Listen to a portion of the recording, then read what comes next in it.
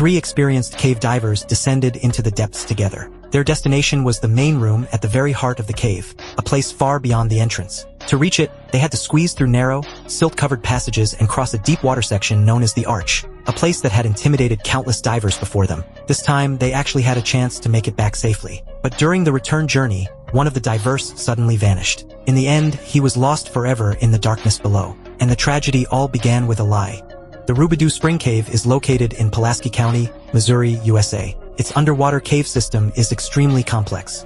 After entering the water, the divers would first pass through the upper shallow tunnel. Continuing forward, they would eventually reach an area known as the Drop. Roughly 30 meters high, it marked the boundary between the upper and lower sections of the cave. All divers would place their decompression cylinders there for the return trip and switch to stage tanks better suited for deep diving. After passing the Drop, they would officially enter the lower deep tunnel. Not only was the passage extremely narrow, but the floor was also covered in thick layers of silt. Even the slightest contact could reduce visibility in the entire tunnel to zero within seconds. And at the very end of the deep tunnel lay the most dangerous section of the cave, the Arch Passage, the only entrance leading to the main room. The team leader that day was 50-year-old Steven, a veteran cave diver with many years of experience. His companions, Ron and John, were also certified cave divers. The three knew each other well and had completed many dives together before. To ensure safety, they established one strict rule in advance. Stage cylinders would be used on the way in, while the main tanks would be reserved for the return trip. And if any diver depleted their stage gas early,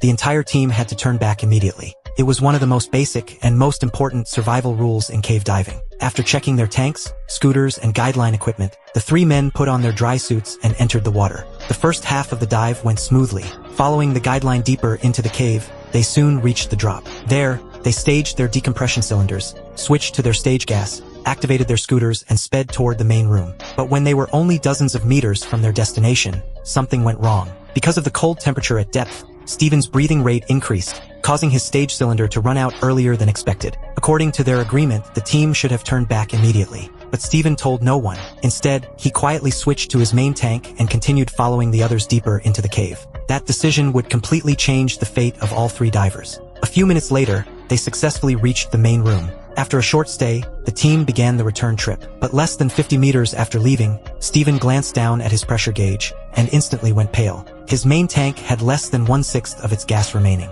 There was no way it would last for the entire exit. Only then did panic finally set in. Steven immediately grabbed Ron beside him and desperately signaled for help. The moment Ron saw the pressure gauge, he froze, because he knew exactly what running out of gas meant down there. Without hesitation, Ron handed Steven his backup regulator. The two men began sharing the same gas supply while desperately retreating toward the Drop. Meanwhile, John, who was leading the team ahead of them, had no idea what was happening behind him. He continued forward at the same pace, and the three divers became completely separated in the darkness. Worse still, the real disaster was only beginning. When Steven and Ron reached the bottom of the Drop and began ascending for decompression, Steven suddenly suffered a severe buoyancy loss of control. His body shot upward like an out-of-control balloon, and the regulator was instantly ripped from his mouth. The reason was his dry suit. A dry suit requires constant adjustment of the air inside to maintain neutral buoyancy. But as a diver ascends, the surrounding water pressure rapidly decreases. The air trapped inside the suit expands dramatically. Just like a balloon pulled out of the water,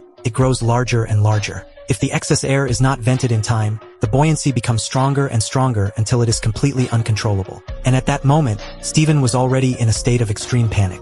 He struggled wildly back toward Ron. After grabbing the backup regulator and taking several desperate breaths, he gave Ron an okay hand signal. Seeing Steven temporarily stabilize, Ron quickly lowered his head to retrieve the regulator that had fallen moments earlier. But when he looked up again, Steven was gone. The surroundings were pitch black. The violent struggle had stirred up massive clouds of silt, covering the entire passage. Ron completely lost his sense of direction. He searched blindly through the darkness for a long time but could not find any trace of Steven. And his own gas supply was running dangerously low. With no other choice, Ron followed standard diving procedures, completing his decompression step by step before finally surfacing alone and immediately calling for help. A professional cave diving rescue team soon arrived at the scene. Following the guideline into the cave, the rescuers began their search. Not long afterward, just above the spot where Ron had last seen Steven, they discovered his body. The investigation later revealed that the true cause of the tragedy was neither equipment failure nor the cave itself. It began with Steven's decision to hide the truth. When his stage cylinder ran out early, he failed to follow the agreed rule to turn back. Instead, he chose to stay silent. That single decision slowly dragged everyone toward disaster. There is a saying in cave diving,